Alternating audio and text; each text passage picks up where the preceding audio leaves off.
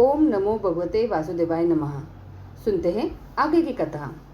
श्री मैत्रेय जी ने कहा, विदुर जी, ब्रह्मा जी के कहने से अंधकार का कारण जानकर देवताओं की शंका निवृत्त हो गई और फिर वे सब स्वर्गलोक को लौट आए। इधर दिति को अपने पतिदेव की कथानुसार पुत्रों की ओर से उपद्रव की आशंका बनी रहती थी। इसलिए जब पूरे 100 वर्ष बीत गए तब उस साध्वी ने 2 यमज पुत्र उत्पन्न किए। उनके जन्म लेते समय स्वर्ग, पृथ्वी और अंतरिक्ष में अनेकों उत्पात होने लगे, जिनसे लोग अत्यंत भयभीत हो गए। जहाँ तहाँ पृथ्वी और पर्वत कांपने लगे, सब दिशाओं में दाह होने लगा, जगह जगह उल्कापात होने लगा, बिजलियां गिरने लगी और आकाश में अनिष्ट सूचक धूमकेतु दिखाई देने लगे। बारंबार साय करती और बड़े बड़े वृक्षों को उखाड़ती हुई बड़ी विकट और असह्य वायु चलने लगी। उस समय आंधी उसकी सेना और उड़ती हुई धूल ध्वजा के समान जान पड़ती थी। बिजली जोर जोर से चमककर मानो खिलखिला रही थी। घटाओं ने ऐसा सघन रूप धारण किया कि सूर्य, चंद्र आदि ग्रहों के लुप्त हो जाने से आकाश में गहरा अंधेरा छा गया। उस समय कहीं कुछ भी दिखाई न देता था। समुद्र दुखी मनुष्य की भांति कोलाहल करने लगा। उसमें ऊंची ऊंची तरंगें उठने लगी और उसके भीतर रहने वाले जीवों में बड़ी हलचल मच गई। नदियों तथा अन्य जलाशयों में भी बड़ी खलबली मच गई और उनके कमल सूख गए। सूर्य और चंद्रमा बारंबार ग्रसे जाने लगे तथा उनके चारों ओर अमंगल सूचक मंडल बैठने लगे। जिना बादलों के ही गरजने का शब्द होने लगा तथा गुफाओं से रथ की घरघराहट का सा शब्द निकलने लगा। गांव में गिदड़ और उल्लुओं के भयानक शब्द के साथ ही सिसारियां मुख से दहकती हुई आग उगलकर बड़ा अमंगल शब्द करने लगी। जहाँ तहाँ कुत्ते अपनी गर्दन ऊपर उठाकर कभी गाने और कभी रोने के समान भांति भांति के शब्द करने लगे। विदुर जी, झुंड के झुंड गधे अपने कठोर खुरों से पृथ्वी खोदते और रेंकने का शब्द करते मतवाले होकर इधर उधर दौड़ने लगे। पक्षी गंधों के शब्द से डर कर रोते चिल्लाते अपने घोंसलों से उड़ने लगे। अपनी खिड़कों में बंधे हुए और वन में चरते हुए गाय, बैल आदि पशु डर के मारे मलमूत्र त्यागने लगे। गौवे ऐसी डर गई कि दूहने पर उनके थनों से खून निकलने लगा। बादल पिप की वर्षा करने लगे।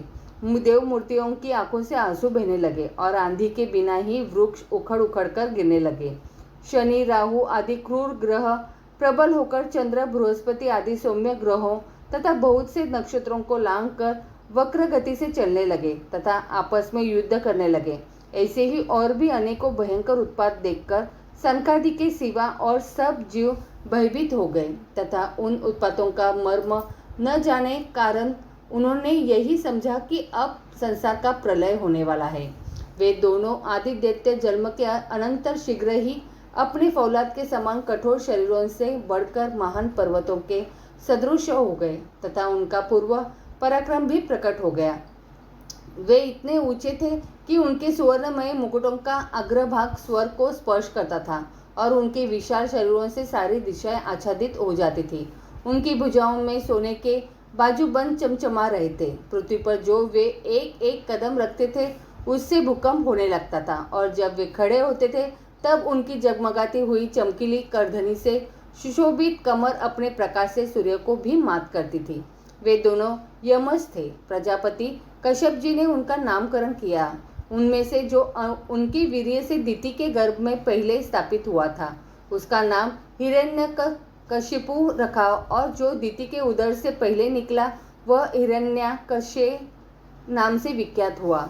हिरण्यकशिपु ब्रह्मा जी के वर से मृत्यु भय से मुक्त हो जाने के कारण बड़ा उद्यत हो गया था। उसने अपनी भुजाओं के बल से लोकपालों के सहित तीनों लोगों को अपने वश में कर लिया। वह अपने छोटे भाई हिरण्याक्ष को बहुत चाहता था और वह भी सदा अपने बड़े भाई का प्रिय कार्य करता था। एक दिन वह हिरण्याक्ष हाथ में गदा लिए युद्ध का अवसर ढूंढता हुआ स्वर्गलोक में जा पहुंचा।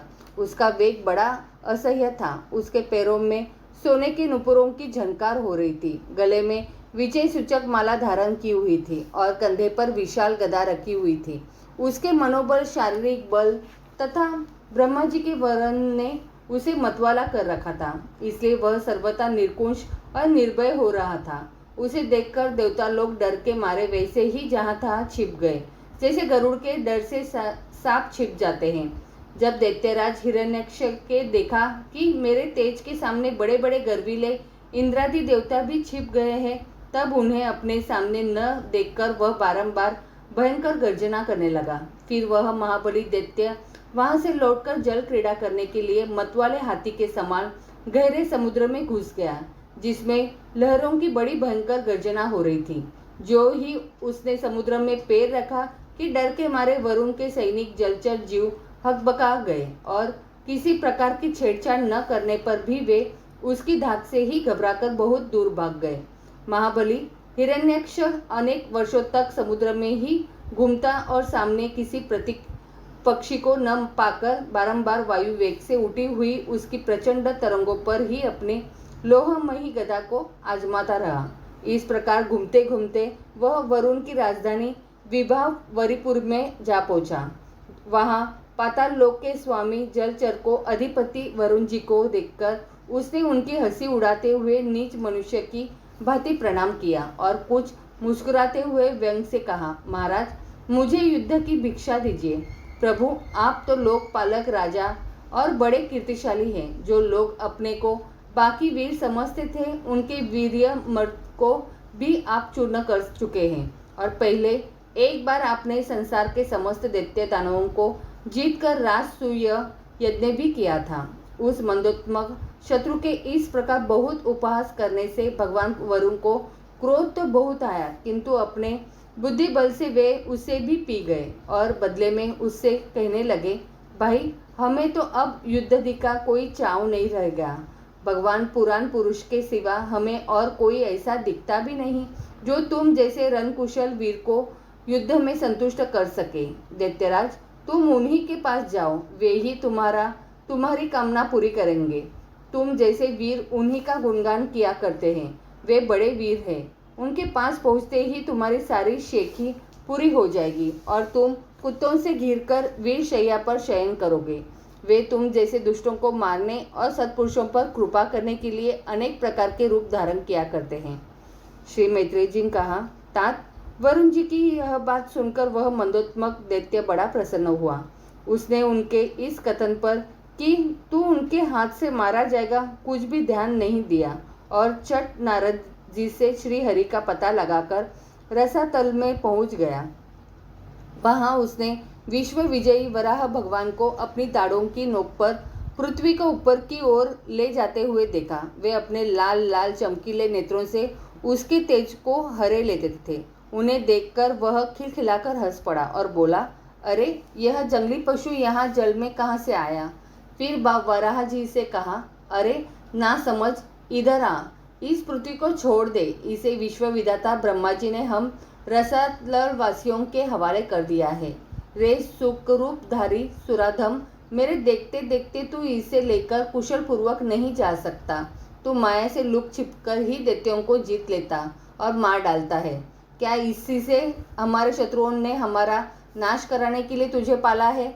मूढ़, तेरा बल तो योग माया ही है और कोई पुरुषार्थ तुझ में थोड़े ही है। आज तुझे समाप्त कर मैं अपने बंधुओं का शोक दूर करूंगा। जब मेरे हाथ से छूटी हुई गदा के प्रहार से सिर फट जाने के कारण तू मर जाएगा, तब तेरी आराधना करने वाले जो देवता और ऋषि है, वे सभी जड़ कटे हुए वृक्षों की भांति स्वयं ही नष्ट हो जाएंगे। हिरण्याक्ष भगवान को दुर्वचन बाणों से छेदे जा रहा था, परंतु उन्होंने दांत की नोक पर स्थित पृथ्वी को भयभीत देखकर वह चोट सह ली तथा जल से उसी प्रकार बाहर निकल आए जैसे ग्राहक की चोट खाकर हथिनी सहित गजराज जब उसकी चुनौती का कोई उत्तर न देकर वे जल से बाहर आने लगे, तब ग्राह जैसे गज का पीछा करता है, उसी प्रकार पीले केश और तीखी दाढ़ों वाले उस दैत्य ने उनका पीछा किया तथा वज्र के समान कड़क कर वह कहने लगा, तुझे भागने में लज्जा नहीं आती? सच है, असत पुरुषों के लिए कौन सा काम न करने योग्य है। भगवान ने पृथ्वी को ले जाकर जल के ऊपर व्यवहार योग्य स्थान में स्थित कर दिया और उसमें अपनी आधार शक्ति का संचार किया। उस समय हिरण्याक्ष के सामने ही ब्रह्मा जी ने उनकी स्तुति की और देवताओं ने फूल बरसाए। श्री हरि ने बड़ी भारी गदा लिए अपने पीछे आ रहे हिरण्याक्ष से, जो सोने के आभूषण और अद्भुत कवच धारण किए था तथा अपने कटु वाक्यों से उन्हें निरंतर मर्माहत कर रहा था। अत्यंत क्रोधपूर्वक हंसते हुए कहा, श्री भगवान ने कहा, अरे सचमुच ही हम जंगली जीव हैं जो तुझ जैसे ग्राम सिंहों को ढूंढते फिरते हैं। दुष्ट वीर पुरुष तुझ जैसे मृत्यु पक्ष में बंधे हुए अभागे जीवों की आत्मशलाघा पर ध्यान नहीं देते। हाँ, हम रसातल वासियों की धरोधर चुराकर और लज्जा छोड़कर तेरी गदा के भय से यहाँ भाग आए हैं। हम में ऐसी सामर्थ्य ही कहाँ कि तेरे जैसे अद्वितीय वीर के सामने युद्ध में ठहर सके। फिर भी हम जैसे तैसे तेरे सामने खड़े हैं। तुझ जैसे बलवानों से वैर बांधकर हम जा भी कहाँ सकते हैं। तू पैदल वीरों का सरदार है, इसलिए अब निशंक होकर उधेड़ बुन छोड़कर हमारा अनिष्ट करने का प्रयत्न कर और हमें मारकर अपने भाई बंधुओं के आंसू पोंछ। अब इसमें देर न कर। जो अपनी प्रतिज्ञा का पालन नहीं करता वह असंभव है, भले आदिमियों में बैठने लायक नहीं है। श्री मैत्रेय जी कहते हैं, विदुर जी, जब भगवान ने रोष से उस दैत्य का इस प्रकार खूब उपवास और तिरस्कार किया, तब वह पकड़कर खिलाए जाते हुए सपर के समान क्रोध से तिलमिला उठे। वह खींचकर लंबी लंबी सांसें लेने लगा। उसकी इंद्रियां क्रोध से क्षुब्ध हो उठी और उस दुष्ट दैत्य ने बड़े वेग से लपककर भगवान पर गदा प्रहार किया, किंतु भगवान ने अपनी छाती पर चलाई हुई शत्रु की गदा के प्रहार को कुछ टेढ़े होकर बचा लिया, ठीक वैसे ही जैसे योग सिद्ध पुरुष मृत्यु के आक्रमण से अपने को बचा लेता है। फिर जब वह क्रोध से होठ चबाता अपनी गदा लेकर बारंबार घुमाने लगा, तब श्री हरि कुपित होकर बड़े वेग से उसकी ओर झपटे। सौम्य स्वभाव विदुर जी, तब प्रभु ने शत्रु की दाई भौं पर गदा की चोट की, किंतु गदा युद्ध में कुशल हिरण्याक्ष ने उसे बीच में ही अपनी गदा पर ले लिया। इस प्रकार श्री हरि और हिरण्याक्ष एक दूसरे को जीतने की इच्छा से अत्यंत क्रुद्ध होकर आपस में अपनी भारी गदाओं से प्रहार करने लगे। उस समय उन दोनों में ही जीतने की होड़ लग गई। दोनों की ही अंग गदाओं की चोटों से घायल हो गए थे। अपने अंगों के घावों से बहने वाले रुधिर की गंध से दोनों का ही क्रोध बढ़ रहा था और वे दोनों ही तरह तरह के पैंतरे बदल रहे थे। इस प्रकार गौ के लिए आपस में लड़ने वाले दो सांडों के समान उन दोनों में एक दूसरे को जीतने की इच्छा से बड़ा भयंकर युद्ध हुआ।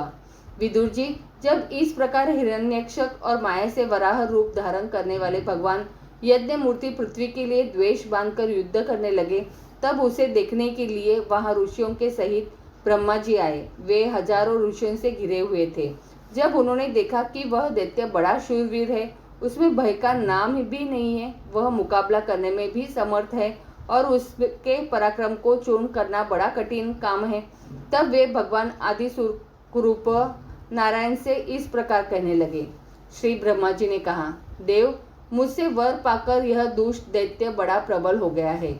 इस समय यह आपके चरणों की शरण में रहने वाले देवताओं, ब्राह्मणों, गौओं तथा अन्य निरपराध जीवों को बहुत ही हानि पहुंचाने वाला, दुखदायी और भयप्रद हो रहा है। इसकी जोड़ का और कोई योद्धा नहीं है, इसलिए यह महाकंटक अपना मुकाबला करने वाले वीर की खोज में समस्त लोकों में घूम रहा है। यह दुष्ट बड़ा ही मायावी, घमंडी और निर्कुंश है। बच्चा जिस प्रकार क्रुद्ध हुए सांप से खेलता है, वैसे ही आप इससे खिलवाड़ न करें। देव अच्युत, जब तक यह दारुण्य दैत्य अपनी बल वृद्धि को वेला को पाकर प्रबल हो, उससे पहले पहले ही आप अपनी योग माया को स्वीकार करके इस पापी को मार डालिए। प्रभु देखिए, लोगों का संहार करने वाली संध्या की भयंकर वेला आना ही चाहती है। सर्वोत्तम, अब उससे पहले ही इस असुर को मारकर देवताओं को विजय प्रदान कीजिए। इस समय अभिजीत नामक मंगलमय मुहूर्त का भी योग आ गया है। अन्यथा अपने सुहद हम लोगों के कल्याण के लिए शीघ्र ही इस दुर्जय दैत्य से निपट लीजिए। प्रभु, इसकी मृत्यु आपके ही हाथ बंधी है। हम लोगों के बड़े भाग्य है कि यह स्वयं ही अपने काल रूप आपके पास आ पहुंचा है। अब आप युद्ध में बलपूर्वक इसे मारकर लोगों को शांति प्रदान कीजिए। आगे की कथा अगले अध्याय में। तो बोलो प्रेम से राधे राधे।